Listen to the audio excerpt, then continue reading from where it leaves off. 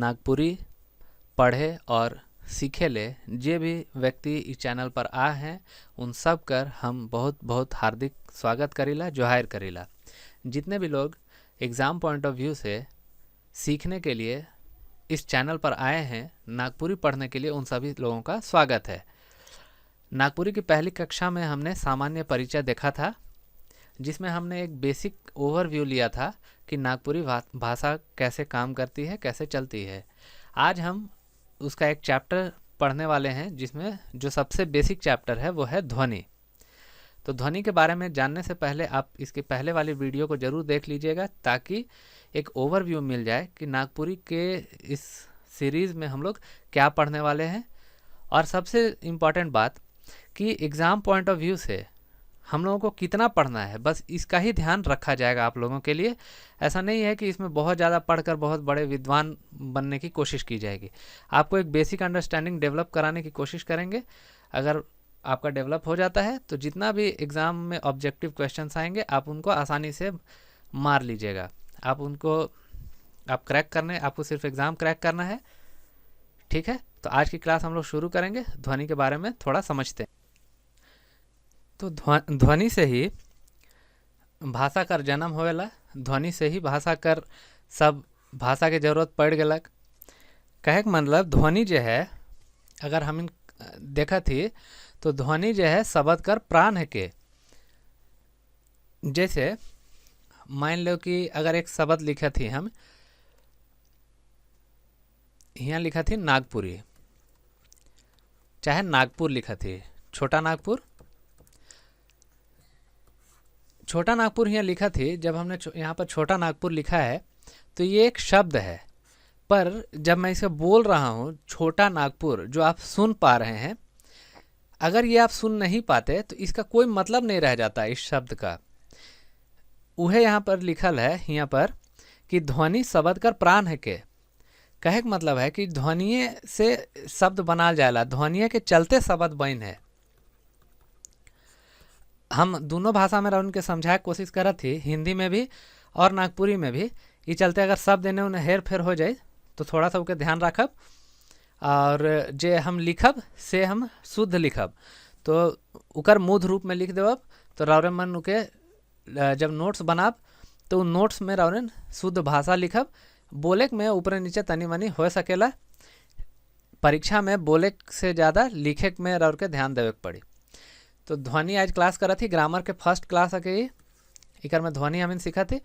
तो ध्वनि शब्द कर प्राण है के, इकर मने आ समझ जाओ। बेगर ध्वनि के शब्द कर कल्पना भी नहीं करल जा सकेला। ध्वनि नहीं रही तो शब्द तो बनबे नहीं करी। आदमी कर मुंह से जे भी और सोच लो कि एक छुआ के जन्म होलक, एक बच्चा का जन्म हुआ, बच्चा सबसे पहले क्या बोलता है? निरर्थक ध्वनि निकलती है उसके मुंह से।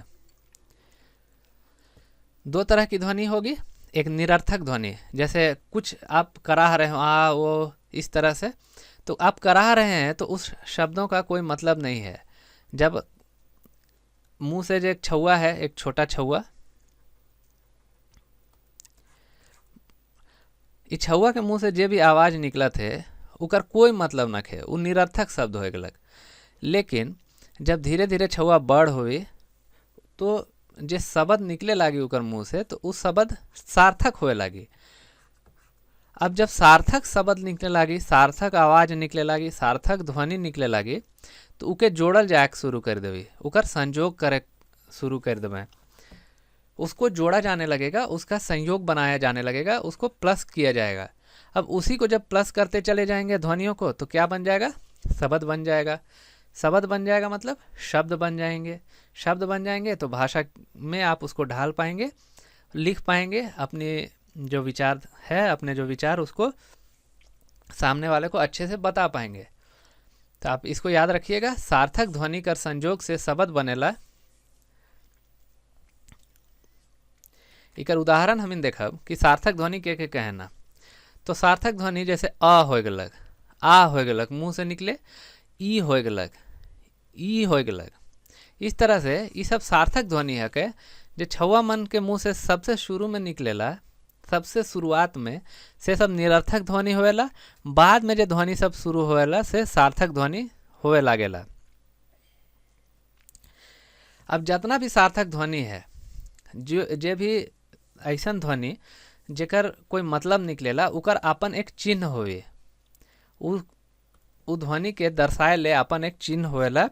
जैसे अ जे आवाज़ निकलत है, आ जे आवाज़ निकलत है, ये सब आवाज़ के दर्शाए ले ई चिन्ह के, ये चिन्ह देखा थी रन, ये आप चिन्ह देख रहे हैं अ और आ, तो ये कौन से साउंड को दर्शाता है? अ साउंड को दर्शाएगा, ये आ साउंड को दर्शाएगा। मतलब अ ध्वनि के ई वाला जो चिन्ह है से दिखाई, आ जो ध्वनि निकली सके ई वाला चिन्ह दिखाई, उसी तरह ई, उसी तरह ई। तो कहे के मतलब ध्वनि के कोई भेद नहीं होएला। भेद केकर में होएला? भेद लिपि में होएला। ई जे चिन्ह देखा थी रे, ई चिन्ह लिखे ले हम यूज करब। जैसे अ हो गलक तो अ से अनार, आ से आम। तो ई वाला हम क्या करत ही, ध्वनि में हम इनके कोई लेना देना न के, लेकिन जब हम लिखे लागब तो इकर में हम इनके लिखे खोए कि राम आम खाता है, इसी तरह राम आम तोड़ता है, इस तरह से। तो जे भी आगे चल के ग्रामर में हम आगे चल के पढ़ते चल जा वो होएला। तो इकर में और समझो कि जे भी ध्वनि है उकर में कोई तरह के भेद न खे। भेद उस ध्वनि के लिखे में जे प्रयोग करल जाएला लिपि, वह लिपि में सिर्फ भेद होएला।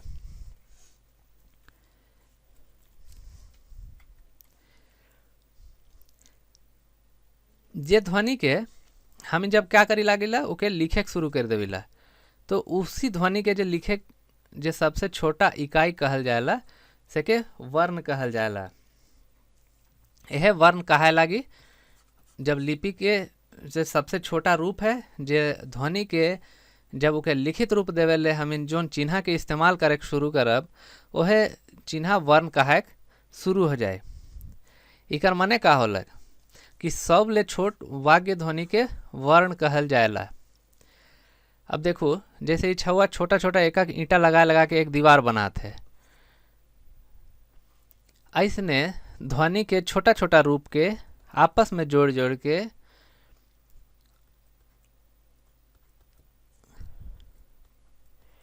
जैसे अ न ल के जोड़ दो तो अनल बन जाए। वैसने क एक ध्वनि है, ह एक ध्वनि के चिन्ह है। आप ये एक एक वर्ण हो गलक, जोन ध्वनि के लिखे ले जो वर्ण होएला, सबसे छोटा जो ध्वनि के लिखे ले जो चिन्ह के इस्तेमाल करल जाएला सेके वर्ण कहे ना। तो क एक ध्वनि रहे से कर लिखे जो तरीका है से ऐसन है, ये वर्ण है, ये क वर्ण है, ये ह वर्ण है, उसी तरह ये ल वर्ण है। तो ये तीनों के जब जोड़ब तो ये कहल बन जाए। इन तीनों को जब जोड़ेंगे तो क ह ल बन जाएगा, तो यानी कि कहल जाएला।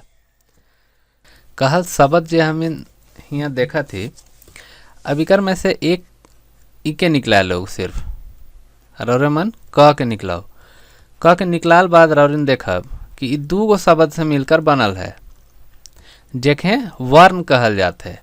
तो क से और अ से, लेकिन बाद में अ के और छोट टुकड़ा में हम तोरे नहीं पारब, तो इके का कहे ना, इके वर्ण कहल जाए।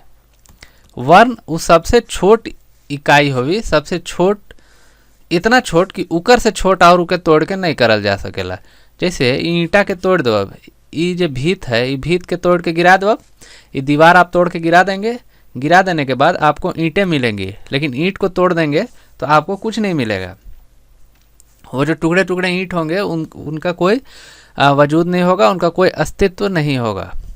तो जब तक ये ईंट के रूप में है, यानी वर्ण के रूप में है, इनसे छोटे टुकड़े आप नहीं कर सकते हैं।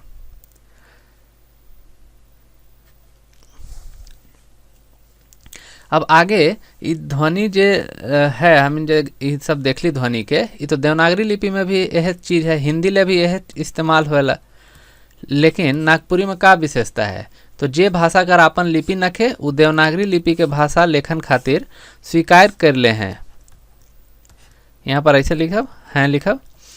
तो जे भाषा कर अपन कोई लिपि नखे कैसे लिखल जाए कोई अता पता नखे, वो का कर लें कि देवनागरी लिपि में बहुत सारा चिन्हा मन है। देवनागरी लिपि में बाकी भाषा से दूसरा लिपि मनक से सबकर से संख्या बगरा है। इकर में इकर संगे एक और विशेषता है कि स्वर वर्ण और व्यंजन वर्ण भी दोनों अलग अलग हैं, जुदा जुदा इकर में है। स्वर वर्ण भी है इसमें और व्यंजन वर्ण भी है, इसलिए इसमें काफ़ी सुविधा होती है। इसलिए नागपुरी ने देवनागरी लिपि को अपनाया है। यह परंपरा में हमरे नागपुरी लेखन देवनागरी लिपि में पाविला। इसी परंपरा को निभाते हुए इसी कारण से हमें नागपुरी का जो लिखने का तरीका है वो देवनागरी लिपि में दिखाई पड़ता है। अब हम समझते हैं नागपुरी और हिंदी में क्या अंतर है। अब हमारे मन समझा थी कि नागपुरी और हिंदी में का फर्क है, का अंतर है। तो हमें देखा थी नागपुरी ध्वनि कर विशेषता क्या है। जैसे नागपुरी में पूरी देवनागरी लिपि कर वर्णमाला कर व्यवहार नहीं होएला। ये हम पहला क्लास में भी बताया रही रौरिन के कि जब विशेषता है उकर में ये रहेला कि जे भी कठिन शब्द है, जे कठिन शब्द है नागपुरी में हिंदी से उठा के लानल जाए है, उकर इस्तेमाल नहीं करल जाएला। नागपुरी भाषा कर विशेषता मुताबिक स्वर वर्ण और व्यंजन वर्ण कर कुछ ध्वनि चिन्ह मन के विकल्प रूपे व्यवहार करल जाएला। पहला क्लास में भी समझा ही, थोड़ा सा और हम इन्हीं के समझा।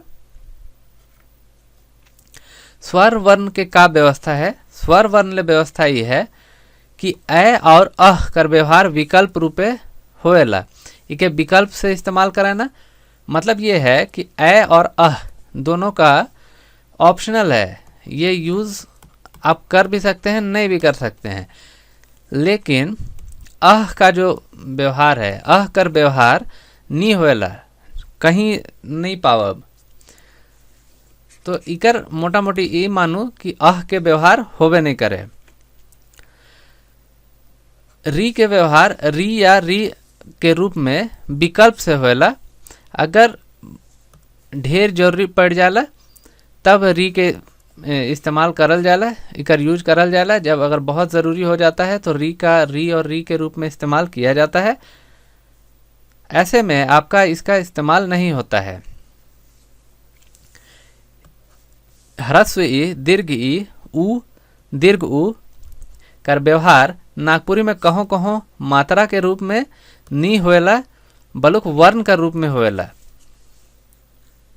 इके याद रखब। इके आगे चल के हम समझब कि इकर इस्तेमाल कैसे होएला, इकर कैसे हमें कैसे इकर इस्तेमाल करब। ये आगे जब व्याकरण के जब हम आगे पढ़ते चलब, जब हम लोग व्याकरण आगे बढ़ेंगे तब इसको समझेंगे कि इसका व्यवहार किस तरह से मात्रा के रूप में होता है। आज ध्वनि पढ़ रहे हैं हम लोग, तो ध्वनि को समझेंगे। व्यंजन वर्ण में कुछ व्यवस्थाएं की गई हैं। व्यंजन वर्ण में व्यवस्था है, इकर में श और श के स से दिखाल जाला, माने तालव्य श और मूर्धन्य श के जगह में स इस्तेमाल होएला, दंत स। जैसे उदाहरण से देश के जगह में देश लिखल जाए, वैसने अगर भेष लिखल है तो इके भेष लिखल जाए। उम्मीद करत ही राउरिन मन के समझ में आवत होई। अणा के जगह में न के इस्तेमाल होएला। जैसे गण, गणतंत्र, इके गणतंत्र लिखबे, गणतंत्र लिखबे। त्र के जगह में तर होएला तो गणतंत्र विषय इके लिखाए। जैसे अक्षा के नहीं होएला, इके छ लिखे ना। त्र के जगह में तर लिखे ना। यह उदाहरण देखो, यहाँ गणतंत्र पढ़ब, गणतंत्र पढ़ा जाएगा हिंदी में, इसको गणतंत्र पढ़ा जाएगा आपका नागपुरी में।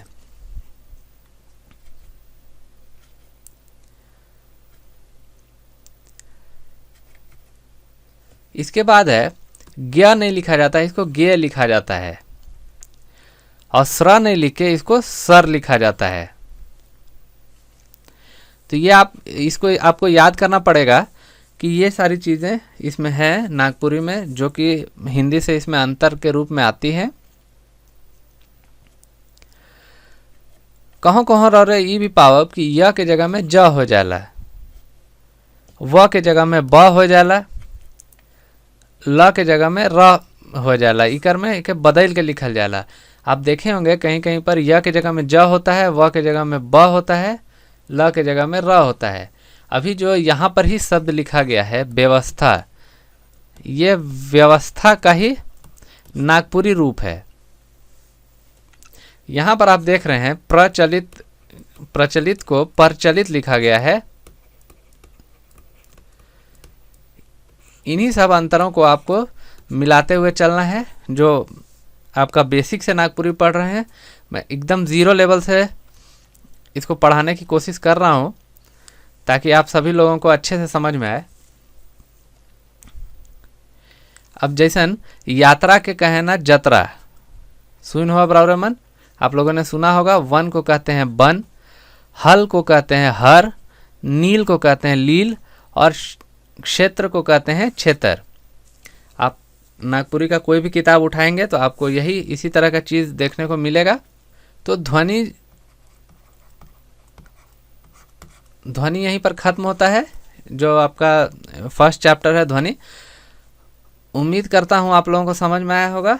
हम उम्मीद करा थी कि रौरे मन के बुझाए हुए जो हम पढ़ाए कोशिश करा थी।